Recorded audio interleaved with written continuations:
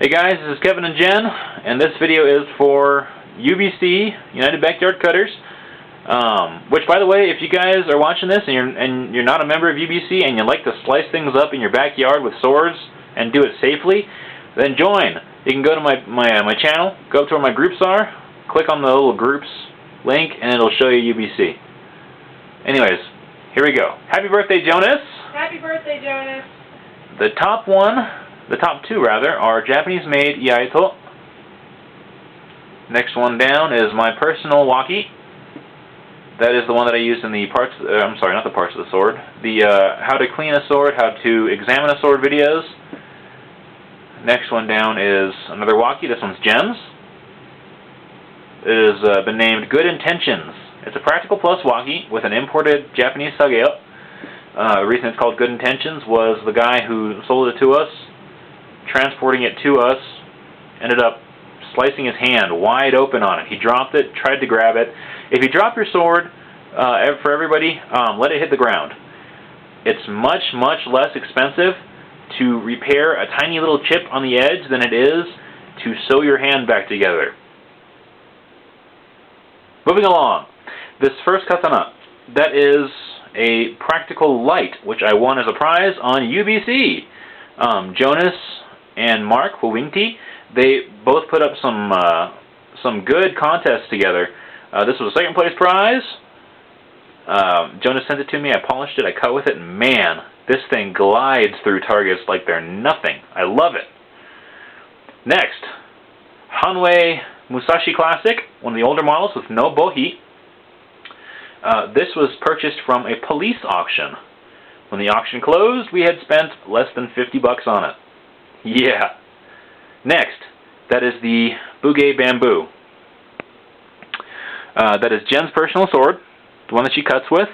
Heavy, big, strong, high sori, beautiful blade. And that thing is a beast to handle.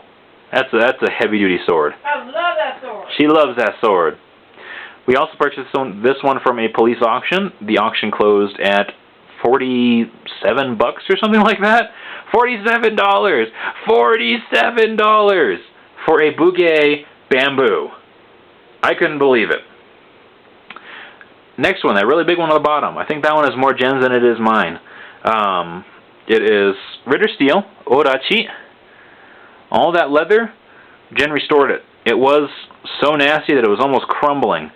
And she works really well with leather. Got it looking nice and clean again, nice and sturdy. Not so much a sword for cutting, but definitely cool for display, just because of the fact that you can see how huge it is. Next, that Tachi there is one of the first swords that we bought together.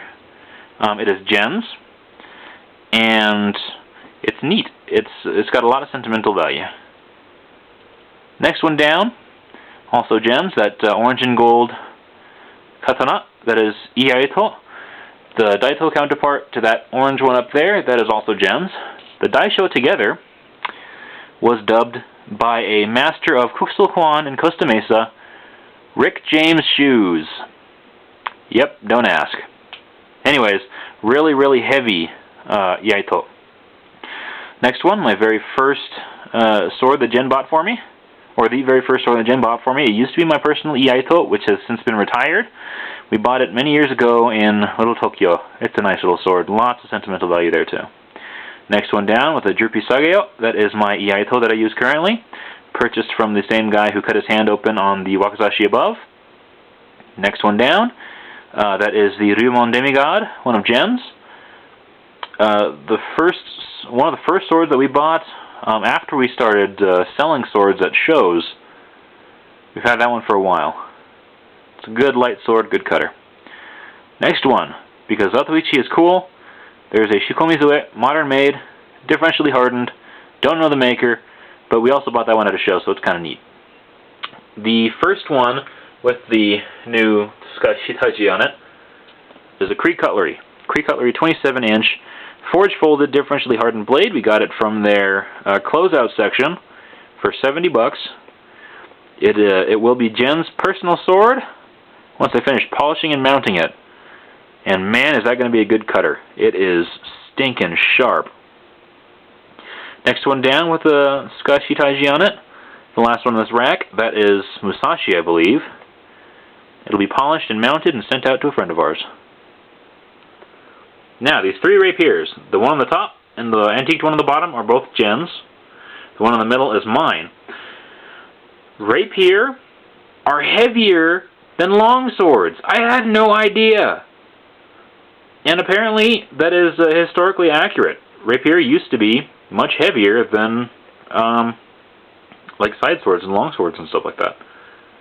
Good quality swords, and very strong. This one here is also Jen's. Lord of the Rings, I think it's Strider's sword, but I don't really know. I'm sure somebody else knows better than I do. Also Jen's, and that's our European stuff right there. Moving along. Oh, that was my foot. Haha, moving along. Knives. Top one is Columbia River. The next one down, this is a bodice dagger that doubles as scissors. That's neat. Works well for scissors, too. This one here is my father's combat dagger from Nam. He replaced the handle with spent shell, and I don't know what the round is, but it was big, looks like. And by the way, Dad, if you're watching this, I fixed it, so I'm going to be taking it back over to you soon. This is still really sharp, by the way. I almost cut myself on it. Ah, here's one that I almost forgot. This is the one that was used in the Parts of the Sword video, Japanese made, Mogito. Really pretty, really ornate sword.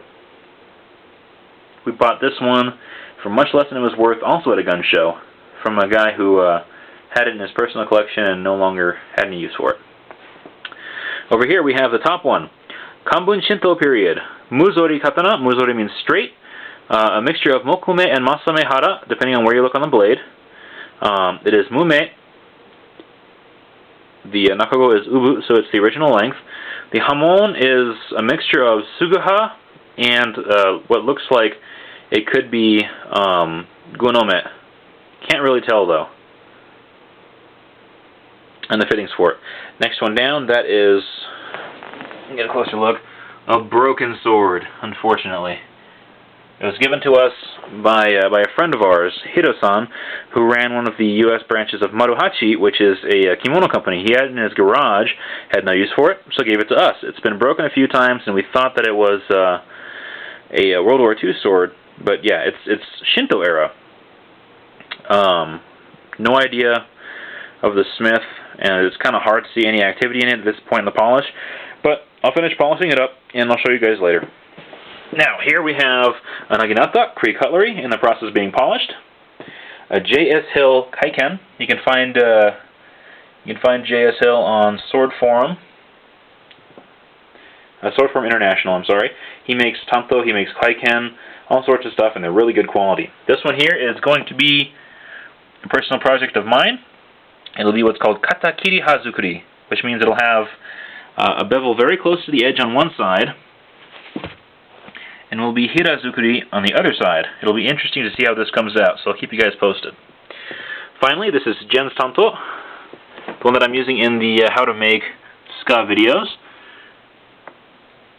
I applied the rayskin, glued it, and I'm doing what's called Jabara Maki, using Jabara Ito. Rather than being one big piece of cord, it's a bunch of smaller cords that you braid together to make these little diamonds and all that in there, as opposed to just twisting and folding. Very complex. It's taken a long time, but I'm going to make another video now that I'm this close to being done. Keep your eyes open for it. So, there's our collection. Hope you guys liked it. Hope you liked it, Jonas. Happy birthday. Happy birthday. Good night.